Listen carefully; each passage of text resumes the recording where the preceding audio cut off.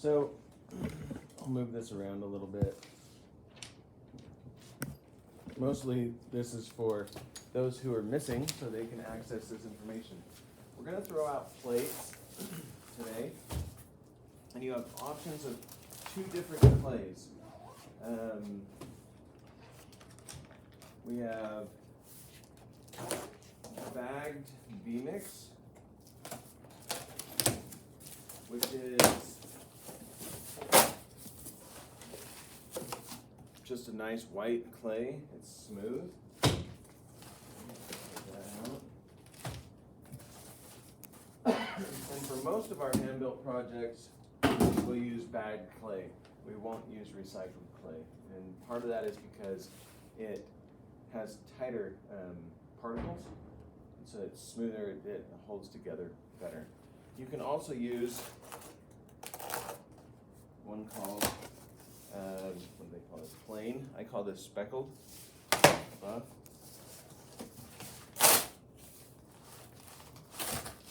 Okay, just in its appearance now, it's a little darker.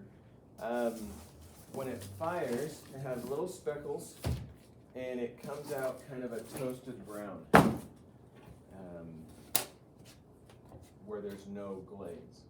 So it's a little bit darker, but not really dark. So it's a nice toasted brown. It's a nice color. It's not going to give you a ton of contrast between a light slip and the clay, but it'll give you some. So you can choose, and I'll do one of each today, so you can kind of see how they go. So, how do we start? We have our design.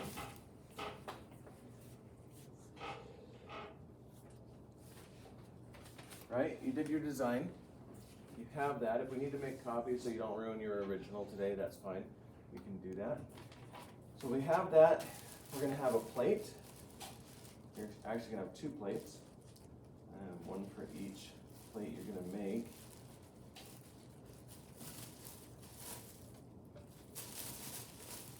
So we'll put those right there. And then we're going to cut out and throw out our slab. Now our slabs should be, well, just the visual. They should be 1/4 of an inch.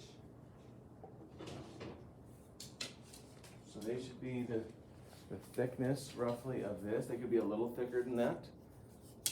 You don't want them to be 2 thicknesses. 2 thicknesses would be too thick for a plate. Okay, that's pretty hefty plate.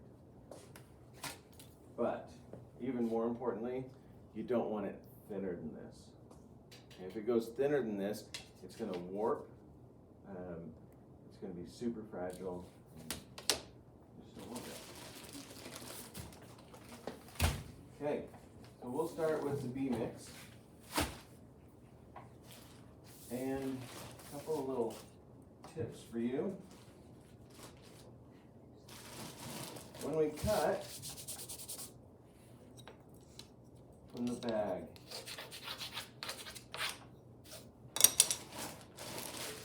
think about how much clay you want and what you're trying to accomplish. What we don't want to do is come and cut little tiny thin slices. Okay, if you're cutting thin slices, you're going to have to wedge it up. You're going to give yourself some problems. So for this, I'm going to think, well, I need about that much clay for 1 plate, and then I'll have a little extra. Okay, I'm going to put my thumb on the back here. It's going to be straight. If the wire tool's here, the thumb's going to be straight back there. It's just going to hold my left hand, and in my right hand, it's going to pull towards my thumb. You'll get a fairly consistent, fairly flat cut. If you are twisting your hands, you're going to get a weird cut. So try to remember that. If you are doing something slightly different than this, again, instead of little strips, take out chunks. So I would push down and take out a big rectangle chunk, not a strip of it. Does that make sense? It's just going to make your life easier than having to take this thin piece of clay, fold it up and wedge it up. Even if you're going to wedge it, it's still going to be better. All right, put the bag on there. As we're working, please try to make sure we're not wasting clay. Wasting clay is leaving it out for long periods of time.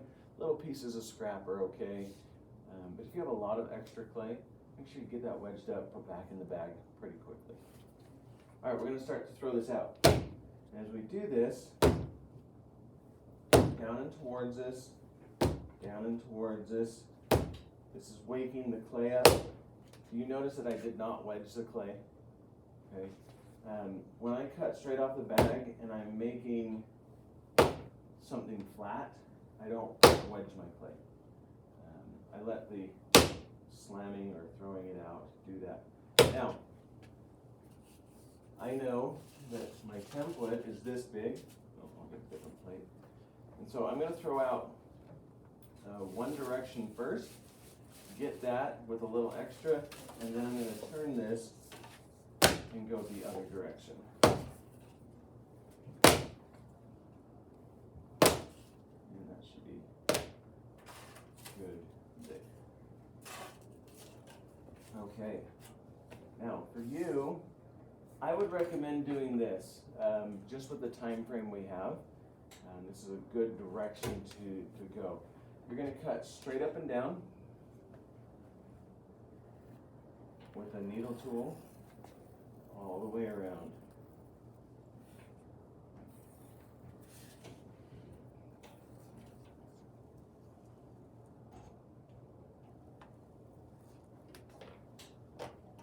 Okay. Now this gets wedged up, put back in the bag pretty quickly.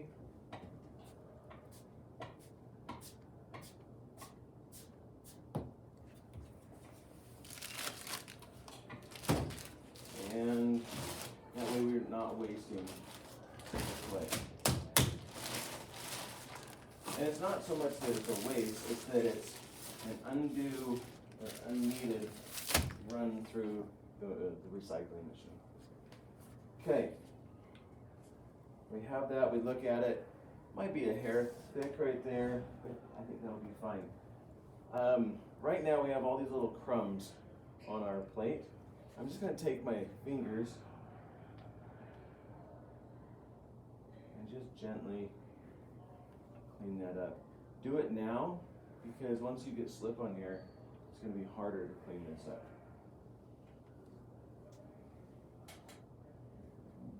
Flip that over.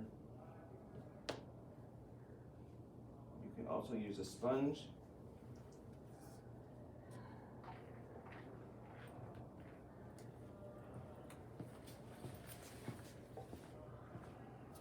Right. Now, I understand that your design does not have all the information because it's cut off there just by the size of the plate. I think you're going to be able to figure out how to get that on there. So what I'm going to do is just cut out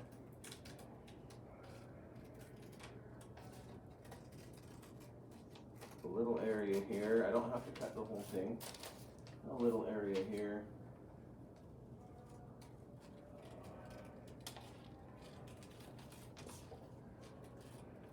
Could you cut it all the way around?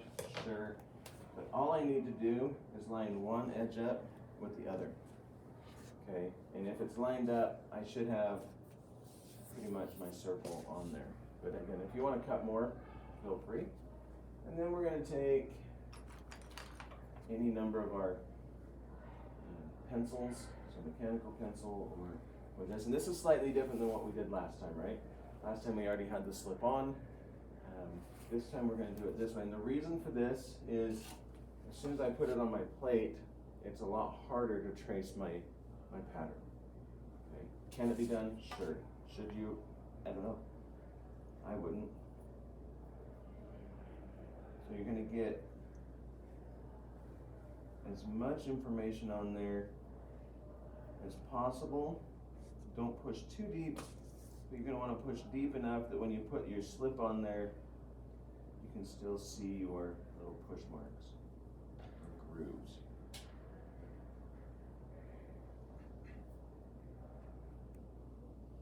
you're also going to use your pattern later as you're trimming or scratching away as a guide. So you'll be watching what you're doing. So you're going to get all of this transferred today.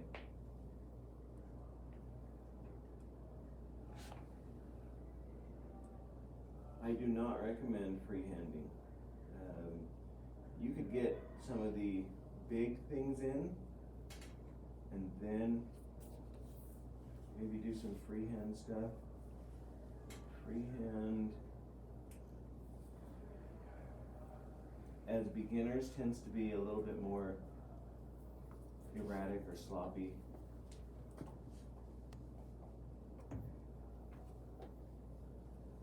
Plan out what you're doing.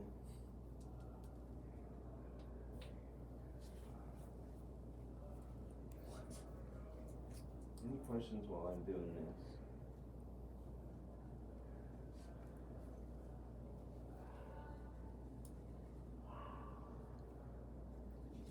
I'm not going to do all my information.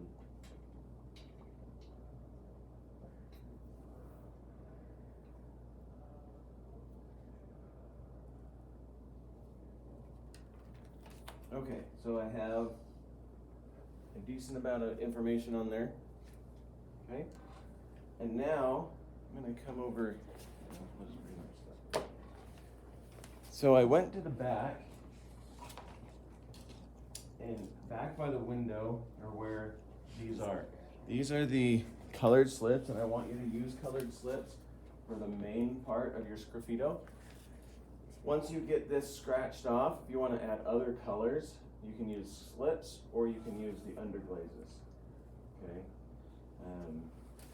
So if I was going to scratch off some of this white area and then come back in and paint it yellow, I could use again a colored slip, or I could use an underglaze. Either one's fine. There's a little stir like this. It's called a whisk. I'm just going to come in maybe a hair thick, just because it's been sitting for a while. You're going to whisk that. You're going to grab a paintbrush, and if you want to put it on specific areas, you don't have to put it all over and scratch off. Like, you could have a very specific design where it's like, no, I only need in this spot so that I can scratch off the mountain area or whatever. Then do that. I'm just going to put it all over. I'm going to come in, paint this. You can paint the edges if you want to. You don't have to.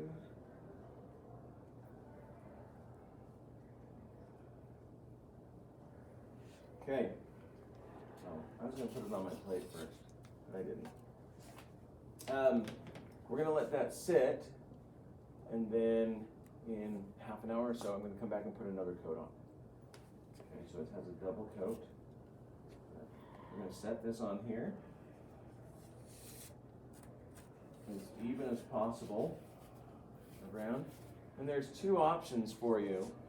There's more than two, because I've already put the slip on. One's off, so I'll show you that in a second. You can leave it just like it is, so it just has a curve to it, and the bottom's going to be curved. You can drop it just a little bit, and it'll give it just a little bit of a flat bottom. It'll kind of sink that into that shape, that form. Or the third one would be you press it down with a sponge, which I'll show you in just a second. So we're going to set that aside.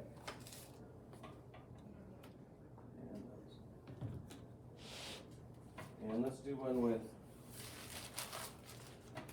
buff real quick.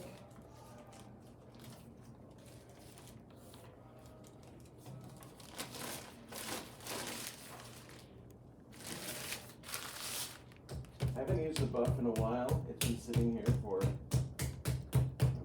and a half or something like that. So we'll see how it works. It's going to be a little more firm.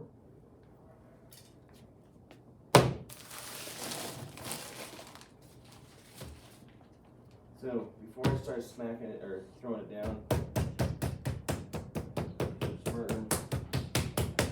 Just kind of wake it up a little bit.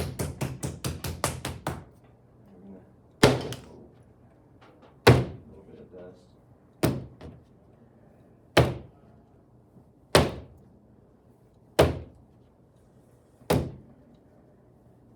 Okay, one direction.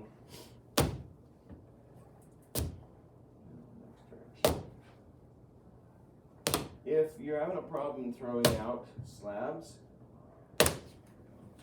come over here. And grab a rolling pin. And put these down in between. And roll out. Generally how thick it should be. Make sure you're checking for the wet spots. Wet spots are where you've been throwing it down.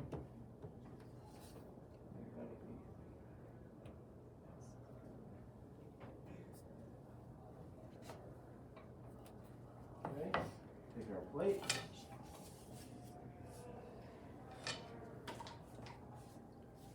Trace it out.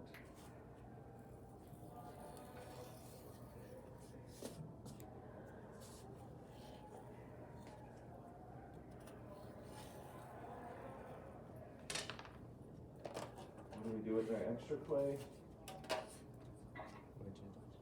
Wedge it up, put it in the bag. Do it quickly. Please don't leave big chunks of clay like this. There's no reason for this to get thrown into the recycle bin when it's perfectly good right now. You use it a couple of times and you can. So if you've ever been on the wheel and it's a little gritty, it's because there's some other gritty clay that got put in there.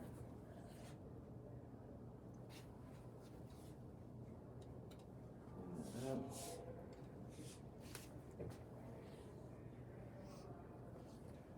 Take your time now, it'll save you headache later.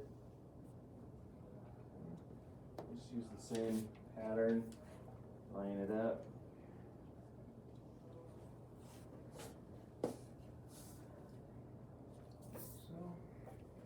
I'm not going to do all the information on this one since you know what we're trying to accomplish.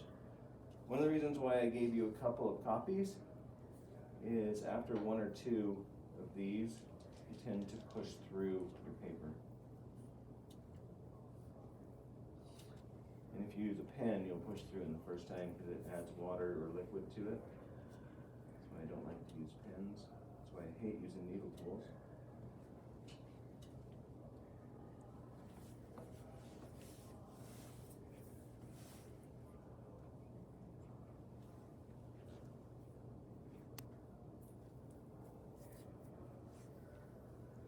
That's enough information for now.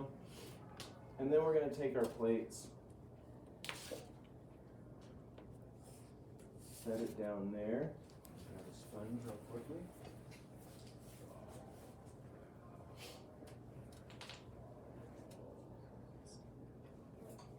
And your sponge shouldn't be like solid dry, but it shouldn't be wet. And you can come in and you can push down into that little bottom area, that recessed area, and give it that nice transition up if you want to. You don't have to. And then usually when I do push down like this, I'll come up on the top and I'll bend my rim down. I'll push it down. One of the reasons why I use styrofoam instead of paper, I've used paper in the past, is while these sit, the paper will soak up water, and then when you pull your clay off, paper sticks to it, but the styrofoam doesn't. The problem with styrofoam is if you push too hard, it's going to break. So just be kind of careful with it. All right, let's throw another coat. This is a dark blue. This will go back there so you can see it. Dark blue, 6300. So it's this one right here. Okay, and you can see where it's put on, where it doesn't have a clear glaze, and how that looks. I think on this one, I'll just do like half of it.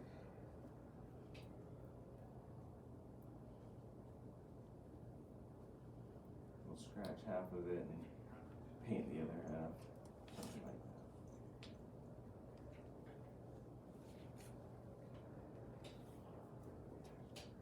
that. Okay, you should be able to see your lines just a little bit, and then when it dries, they'll enhance a little bit. If you can't see them on the first stroke, when the first coat of slip, you did not put enough on. Sorry, you did not push hard enough through your paper. That's what happened. So keep that in mind. Any questions so far? Okay, so today you're going to throw out 2 plates. You're going to transfer the image on 2 of them, and you're going to put slip on 2 of them. And then if we have time, we're going to do a wheel throwing demo. Then we're going to come back and we're going to put a second coat on our piece. Then we'll pull out the hair dryers and we'll just barely hit them with the hair dryer, and then we're going to put them in bags. Why I want this done today, so they can sit in a bag. When are you all back? Tuesday, right? So we're going to sit in a bag until Tuesday. So they should be a good leather hard. You'll be able to start to scratch away your surface and start on Tuesday. So start that. If you need me to make copies of your finished piece, bring them up and set them right here on this table. I'll make a couple of copies for each of you. Make sure that when you are using slip, again, you can use any of the slips, stir it, and then when you're done, we're going to clean up the paintbrushes. We'll leave them in until the end of class. Any questions? Okay, you can use the clay that's up here. When we run out of that, we'll get more.